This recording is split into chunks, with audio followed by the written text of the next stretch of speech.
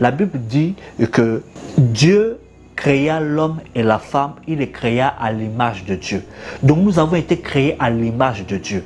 Mais lorsque Satan est venu, il a détourné Adam, qui est le représentant des êtres humains, il a détourné Adam de la vérité et Adam s'est corrompu par le péché. Ainsi, l'homme a perdu son identité réelle qui est en Christ. Alors Dieu va mettre en place son plan. Vous allez convenir avec moi que Dieu a montré son plan depuis la Genèse. Comment, lorsque Adam a été vêtu par la bête que Dieu a tuée afin de purifier son péché. Et vous allons suivre au fil du temps comment Dieu a évolué avec l'humanité, tendant à le sauver du danger qui le guette par ce que Satan lui a donné comme domination.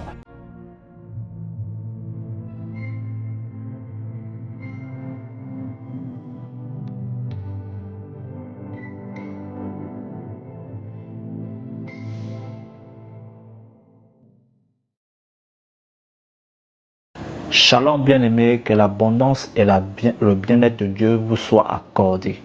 Et que, quel que soit l'endroit où vous recevez ce message, que la bénédiction de l'Éternel s'attache, qui est attachée à ce message, s'attache aussi à votre vie. Et que cela vous fasse du bien et à vous et à votre famille. Que la paix de Christ soit avec vous et que vous soyez une bénédiction pour toutes les personnes qui sont autour de vous, dans le précieux nom de notre Seigneur Jésus-Christ. Amen. Bien-aimés, la Bible nous dit dans Colossiens 1 à partir du verset 16 que « Car en lui ont été créées toutes les choses qui sont dans les cieux et sur la terre, les visibles et les invisibles, trône, dignité, domination, autorité, tout a été créé par lui et pour lui. » Bien-aimés, tout a été créé par Christ et pour Christ. Et la Bible nous dit dans Jean 1 que au commencement était la parole. La parole était Dieu. Elle était au commencement de toutes choses. Et rien de ce qui a été fait n'a été fait sans elle. Et si nous savons qu'ici c'est la parole, ici c'est Christ. Et tout a été créé par lui. C'est par Christ que tout a été créé et c'est pour lui que tout a été créé. En d'autres termes, il ne s'agit pas de nos expériences, mais il s'agit de lui lors des cultes. Il s'agit de Christ lors de la lecture de la Bible et non de nos propres expériences. 7. Vous me parlerez de témoignages. Oui, les témoignages sont pour la gloire de Dieu. Et car il dit, je vous enverrai, vous recevrez une puissance venant sur vous et vous serez mes témoins.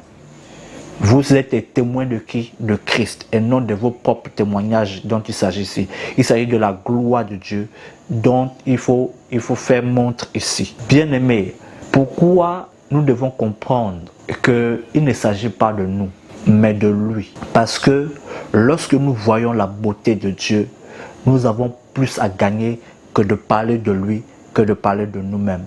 Car Dieu a voulu que nous sachions quel est son amour qu'il a porté envers nous.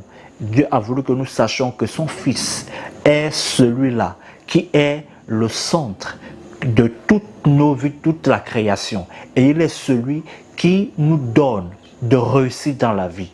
Sans lui, la Bible dit que nous ne pouvons rien faire. C'est pourquoi il est très important, en tant qu'enfant de Dieu, que nous devons comprendre qu'il ne s'agit pas de nous, mais de lui, de Christ, qui a voulu nous ramener à lui, qui est venu se livrer sans jamais se détourner de l'objectif, c'est-à-dire de nous sauver, nous tous, autant que nous sommes, afin que nous tous, étant créés en lui, nous revenons à l'image que nous avions au départ. Cette image que nous avons perdue avec Adam. Bien-aimé, la Bible dit que Dieu créa l'homme et la femme, il les créa à l'image de Dieu. Donc nous avons été créés à l'image de Dieu. Mais lorsque Satan est venu, il a détourné Adam qui est le représentant des êtres humains, il a détourné Adam de la vérité et Adam s'est corrompu par le péché. Ainsi, l'homme a perdu son identité réelle qui est en Christ. Alors Dieu va mettre en place son plan qu'il va démontrer selon ce qu'il a donné aux Israélites. Vous allez convenir avec moi que Dieu a montré son plan depuis la Genèse. Comment, lorsque Adam a été vêtu par la bête que Dieu a tuée afin de purifier son péché. Et vous allons suivre au fil du temps comment Dieu a évolué avec l'humanité, tendant à le sauver du danger qui le guette par ce que Satan lui a donné comme domination. Parce que l'homme avait la capacité de dominer. La Bible déclare quoi? Que nous avons été créés à l'image de Christ. Que nous avons été créés à l'image de Dieu. Voyez-vous? Et lorsqu'on dit quoi? Que tout repose sur Christ. Lorsque nous lisons Colossiens 1, verset 16, la Bible déclare que domination, toute chose repose sur lui. Or, vous voyez que Dieu, lorsqu'il crée l'homme, il dit quoi? Que l'homme domine sur les oiseaux du ciel, qui domine sur la terre, qui domine. Donc la domination vient de Dieu. Vous êtes à l'image de Christ. Maintenant, à cause d'Adam, l'homme qui a perdu son identité réelle a besoin de retrouver son identité, d'où le plan parfait de Dieu de nous sauver par Jésus-Christ. Ainsi, Dieu va démontrer dans la Bible, depuis la Genèse jusqu'à l'Apocalypse, combien il a aimé l'être humain en donnant des signes, afin que lorsqu'Israël sera dans une situation bizarre, Dieu fera toujours quelque chose. Dieu viendra toujours pour sauver, pour montrer qu'il aime l'homme que nous sommes et il ne nous a pas abandonnés. Alors Dieu va donner des signes avec le peuple d'Israël. Dieu va donner des signes en s'agissant de la brebis, que Dieu va donner que ces boucs et qu'on offre chaque année, qui sont là le symbole de Christ, qui typifient Christ, ces boucs qui sont là pour représenter Christ, car ces boucs qu'on sacrifiait chaque année couvraient le péché, couvrait pour un temps le péché. Ces boucs que l'on offrait chaque année couvraient pour un temps le péché et non tout le temps le péché. Alors Dieu, dans son plan parfait, a montré tout cela aux hommes par l'intermédiaire des Israélites, afin que le jour véritable apparaissent. La Bible déclare dans Hébreu que ce qui était dans l'Ancien Testament, c'est-à-dire ce qui était selon la loi, était une représentation pâle de ce qui doit être. Alors le véritable est maintenant là. Alors comment les hommes étaient purifiés à l'époque d'Israël? Lorsque un pécheur amenait sa brebis, le sacrificateur ne regarde pas à la personne qui a porté la brebis, mais il regarde la brebis, il examine la brebis pour voir si cette brebis est sans tache. Et lorsqu'il voit que cette brebis est sans tache, alors il fait quoi? Il prend cette brebis et il le met face à la personne qui l'a apporté, et cette personne impose la main à la brebis pour lui transférer son péché. Et la brebis transfère sa justice à l'homme qui a apporté sa brebis. Ainsi, ce dernier pas justifié, tandis que la brebis reste pour être condamnée. Et c'est ce que Christ est venu faire pour nous. Alors, nous avons une image avec Adam. En ceci que lorsque Ève a mangé le fruit, Adam s'est sacrifié pour Ève, parce que laissez-moi vous faire comprendre que nous sommes à l'image de Christ, comme la femme est à l'image pour l'homme. C'est pourquoi il est très important de comprendre que Adam, connaissant l'amour qu'il avait pour Ève, il ne pouvait pas laisser Ève pécher seule. Alors il s'est sacrifié pour Ève, pour que Ève et pour que lui et Ève subissent la même sentence. C'est ainsi que Christ aussi, venant dans le monde, parce qu'il nous a tellement aimés, alors il s'est livré pour nous. Non pas pour être encore sous la domination du péché, parce que Adam ne pouvait pas sauver Ève du péché, parce que Adam n'avait pas la possibilité, n'avait pas la force, car la chair est faible. La chair ne peut pas supporter le péché. Le poids du péché est trop lourd. Et la Bible nous dit que le salaire de leur péché est énorme et n'aura pas lieu. parce que c'est trop cher. Il ne peut pas payer cela à coût d'argent. Et Adam ne pouvait pas payer le péché de Ève. Alors il a décidé de subir aussi comme elle. Alors l'humanité est tombée dans le chaos. Mais gloire soit rendue à Dieu qui nous a sauvés par la main de son Fils Jésus-Christ, qui est venu par sa droite triomphante, qui est venu s'identifiant en nous. Donc il est devenu l'un de nous, car il nous a tellement aimés. Et ainsi, Christ s'est livré à notre place. Il est devenu nous, comme la brebis qui représentait le pécheur. Comprenez-vous? Alors ainsi, Christ est devenu nous pour être sacrifié à la croix. Alors, la différence entre la brebis et Christ, c'est que la brebis est une offrande qui est consumée totalement par le péché. Tandis que Christ est une offrande qui a dominé tout le péché et il en restait encore davantage. Comprenez-vous? C'est là l'avantage que nous avons. Et c'est ainsi que Christ a vaincu le péché et il a fait de nous des plus que vainqueurs. Nous qui étions séparés de Dieu par le péché, la Bible déclare qu'il n'y avait pas un seul juste. Même pas un seul, car tous ont péché et sont privés de la gloire de Dieu. Mais ils sont gratuitement justifiés par sa grâce, par le moyen de la rédemption qui s'obtient par la foi en Jésus-Christ. Donc il est très important de comprendre que nous, en tant qu'enfants de Dieu, nous avons reçu la vie par la foi en Jésus-Christ. Christ est venu pour sauver l'humanité, mais tous les hommes qui ne reçoivent pas Jésus-Christ comme Seigneur et Sauveur personnel, qui ne croient pas en lui, ne sont pas sauvés. Pourquoi? Parce que c'est une grâce, c'est une faveur imméritée. Mais si tu n'acceptes pas cette faveur et que tu décides de toujours compter sur tes propres capacités, tes propres forces, alors il n'y a pas de solution pour toi, car la solution est gratuite. Dieu dit, pourquoi vous fatiguez-vous pour des choses qui ne peuvent pas vous aider, pour des choses qui ne peuvent pas vous racheter? Mais prenez de moi ce qui est gratuit. Voyez, achetez gratuitement, tout est gratuit. Et Christ a été la gratuité que Dieu nous a offerte. Et Christ est devenu l'un de nous. Bien-aimé, et c'est l'un de nous qui s'est glorifié, et c'est l'un de nous qui a vaincu la mort, c'est l'un de nous qui a vaincu le péché, et c'est l'un de nous qui est monté et qui est assis à la droite du Père et qui intercède pour nous. Gloire à Jésus-Christ.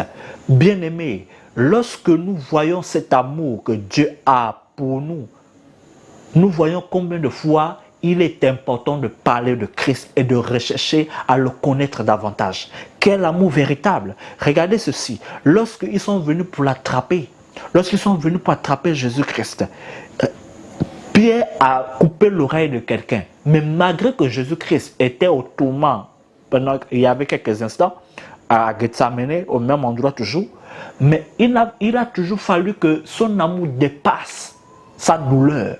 Et regardez comment il répare les oreilles de cet homme. Il guérit les oreilles de cet homme. Il remet en place les oreilles. Il fait encore un miracle devant. Il fait un miracle pour celui qui est venu pour l'attraper. Quel amour! Parce qu'il connaît quelle est votre véritable identité. Il sait que vous êtes à son image. Vous avez été créé à sa ressemblance. Vous avez été créé par lui. Et pour lui, vous existez. Quel est le père qui voit son enfant en train de se détruire et va le laisser? Non, impossible. Il va toujours faire quelque chose pour sauver cet enfant de là, quitte à prendre même sa place. C'est là ce que Christ a fait pour nous. Car Dieu est Jésus-Christ. La Bible déclare que Dieu étant dans son Fils réconciliant le monde avec lui-même. Dieu nous a réconciliés avec lui par le sacrifice de Jésus-Christ et il nous a appelés à cette merveilleuse gloire. C'est pourquoi il est très important de comprendre qu'il ne s'agit pas de nous, mais il s'agit de Christ. Car Christ a été dépeint de la Genèse jusqu'à l'Apocalypse dans toute la Bible. Et lorsque nous lisons minutieusement la Bible, nous voyons sa manifestation à tous les niveaux. Depuis Adam jusqu'à l'Apocalypse de Jean, nous voyons que Jésus-Christ a été dépeint par Dieu et l'amour de Dieu a été manifesté à tous les niveaux envers l'humanité. C'est pourquoi, vous qui m'écoutez, il est très important de considérer le bien fondé de ce que la parole de Dieu est venue nous donner. Il ne s'agit pas de nos expériences, il s'agit de l'expérience de Christ. Il ne s'agit pas de nous, mais il s'agit de lui. Car la Bible nous dit que la connaissance de Dieu et la connaissance de Jésus-Christ multiplie la paix et la grâce dans notre vie.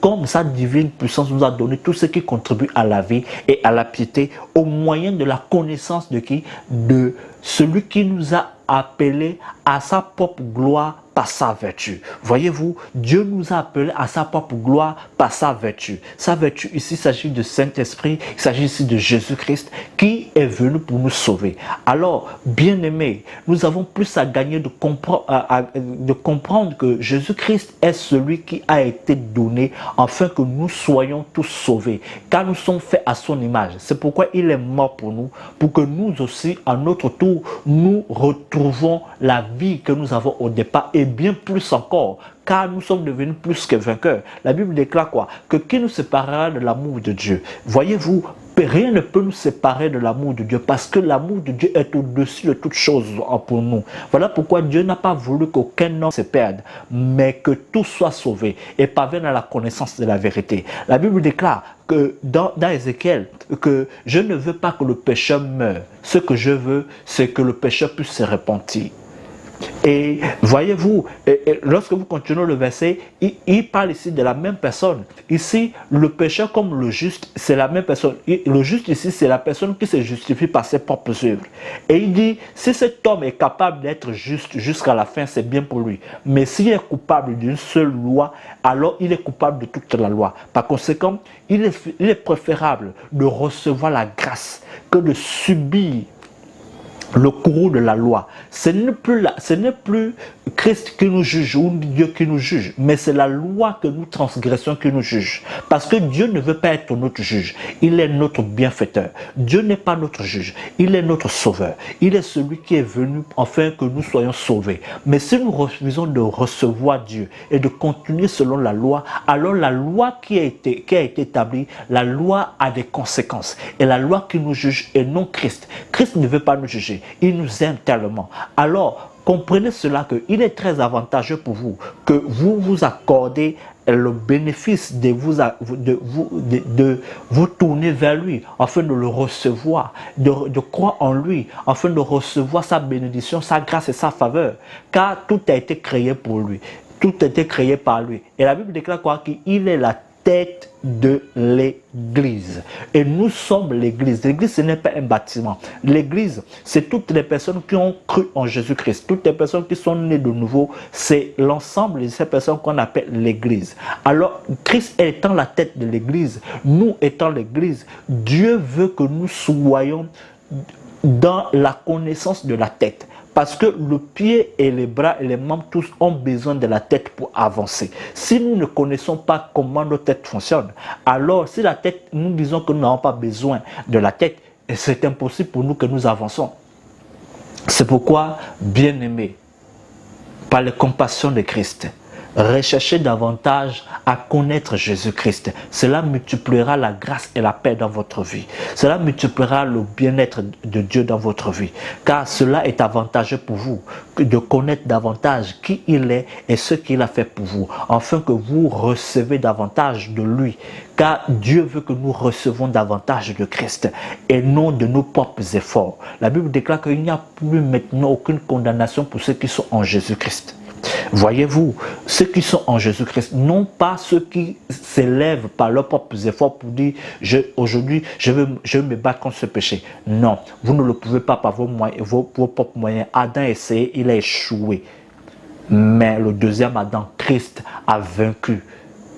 C'est pourquoi je vous conjure, vous qui n'avez pas encore mis votre confiance en Jésus-Christ, je vous en prie de faire maintenant cette prière, car il est très important que vous vous réconciliez avec le Père. Et c'est l'amour que Dieu a pour vous. La Bible déclare que lorsque nous étions des pécheurs, Christ est mort pour nous. Dieu a prouvé son amour envers nous. Alors si vous voyez cet amour qu'il a pour vous, alors faites cette prière avec moi. Dites avec moi, Seigneur Jésus, je viens auprès de toi car je sais que tu es le seul véritable vrai Dieu et que tu m'as aimé au-delà de mes limites, au-delà de mes fautes. Et je place ma confiance en toi. Je te reçois dans ma vie, dans mon cœur, comme mon Seigneur et mon Sauveur personnel. Maintenant, je suis enfant de Dieu. Père, je te bénis de ce que tu m'as sauvé par le sacrifice de Christ et que tu m'as donné la vie avec toi pour que je ne sois plus condamné, mais que je sois maintenant justifié par la grâce en Jésus-Christ. Que ton nom soit glorifié et que ton nom soit élevé davantage. Merci pour mon nom inscrit dans ton livre de vie. Que la gloire te revienne à toi seul au nom de Jésus-Christ. Amen. Si vous avez fait cette prière de tout votre cœur, alors vous êtes né de nouveau. Les choses anciennes sont passées. Voici, toutes choses sont devenues nouvelles pour vous. Vous êtes maintenant devenu une nouvelle créature, créée selon la vraie sainteté et la justice de Dieu. Vous êtes maintenant devenu enfant de Dieu. Et c'est là ce que vous êtes. Comme vous êtes maintenant à l'image de Dieu, vous êtes son épouse, l'Église, et vous avez été racheté pour toujours. Et aucun péché n'a le pouvoir de vous ôter ce salut, car aucun péché n'est au-dessus du sacrifice de Christ. Que Dieu vous bénisse abondamment dans le nom de notre Seigneur Jésus-Christ. Si vous êtes ici et que vous êtes malade et que vous avez une maladie qui vous ronge ou qui ne vous quitte jamais, je déclare maintenant que cette maladie s'arrête au moment où je parle. Au moment où vous écoutez cela, que cette maladie vous quitte. Jésus-Christ vous libère maintenant même. Pierre a dit à Aimé, aîné, Jésus-Christ te guérit.